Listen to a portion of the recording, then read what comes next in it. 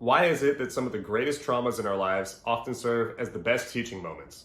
Did I need to get cancer twice in the last 5 years to learn some of the things I'm about to explain today? Probably not, but that's the way it happened. So, with that in mind, I'm going to list off 3 or 4 things that cancer has taught me. And just like last week's video about toxic positivity, I realize that this can be a little bit of a touchy subject for cancer patients because after all, we're drawing on something that has hurt us so badly. But in my estimation, if we're going to learn how to live with the disease or get through it to a place in which we can ultimately be comfortable with our identity after it, then not gleaning anything from it seems a bit ridiculous. I mean, I've dealt with this disease for 5 years and it has put me in an unbelievable position, a number of times. I've had to deal with things that I would never have anticipated having to deal with by the time I'm 35, and it's affected a lot of my relationships.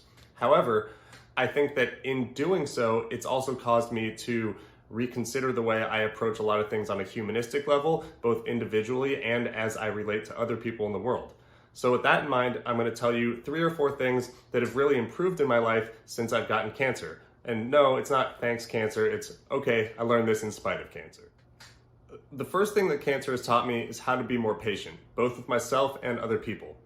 In the past, I was always trying to go 100 miles an hour, whether it was with work or working out or socializing, and a little bit by force, cancer has taught me how to slow down. I've learned that you need to take rest days, whether it's for physical health or mental health. And also, I think when you're assessing other people, you need to be a little bit more patient before you jump to conclusions.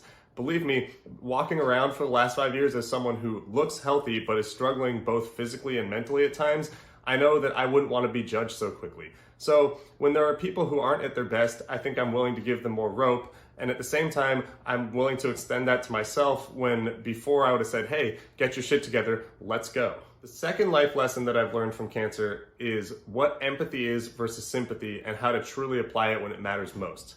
See, most humans are great at superficial sympathy.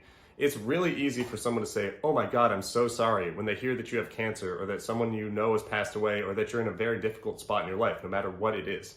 However, superficial sympathy only goes so far. Saying you're sorry, while it might be nice in the moment or it might feel nice for the person saying it in the moment, doesn't really go a long way. And if you're someone who says sorry in situations like this isn't an indictment of that. You don't even have to stop. It's not like a bad thing necessarily. I just want you to consider what you're trying to achieve. Did you perpetrate cancer? Did you perpetrate a death? Did you put someone in a tough spot? Then yeah, apologizing is probably appropriate. And I know it's just a turn of phrase. It's an expression that people have said for decades, if not centuries or more. But I found from personal experience with cancer that when someone says, I'm sorry, in response to a really bad thing that they didn't do, I don't know what to tell them. Hearing that sucks or holy shit, how can I help you, which sometimes is empty in and of itself, those matter a lot more to me. When someone is, trying to get to the level of human experience that I'm at, that feels a lot better. Just acknowledging that the situation sucks and we're going to get through it, that means something to me. Speaking of what that means to me, people mess that up all the time in delivering empathy. Empathy isn't putting yourself in that person's situation and then giving them what you would need. Empathy is thinking about what that person needs in their specific situation, which could be drastically different than the output that you would want. So when I was getting sick for the first time and people would come in with, oh, I'm so sorry, or they'd treat me with kid gloves, or, they would kind of be nice and dance around the subject and be very respectful, while I appreciated their intentions, I wanted a different experience. The people who knew me best would come in and make all sorts of morbid jokes or get me to go play basketball to distract me or just treat me as though, I'm going through something terrible in my life, but we're all still having the same human experience. And so empathy to me is really diving deep into knowing that person and then producing a result that will help them in their situation. The third thing that cancer has taught me is how to appreciate all modes of healthy life. Now, I'm a stage 4 cancer patient who just went into remission.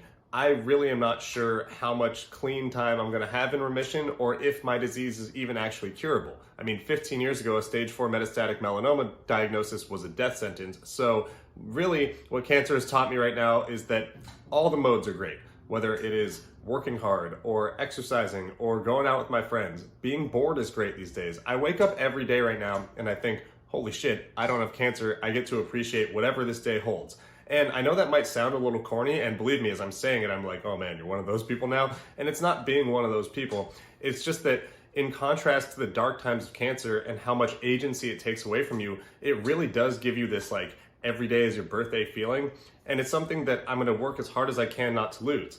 Now, with that being said, I don't think it's realistic that I'm going to wake up with it every day. It's been 6 weeks since I was declared NED, and there's going to be a lot of bumps and bruises and trials and tribulations over the course of my life. But for as many days as I can wake up with that true optimism and appreciation for all the modes of life, I'm going to try and do so.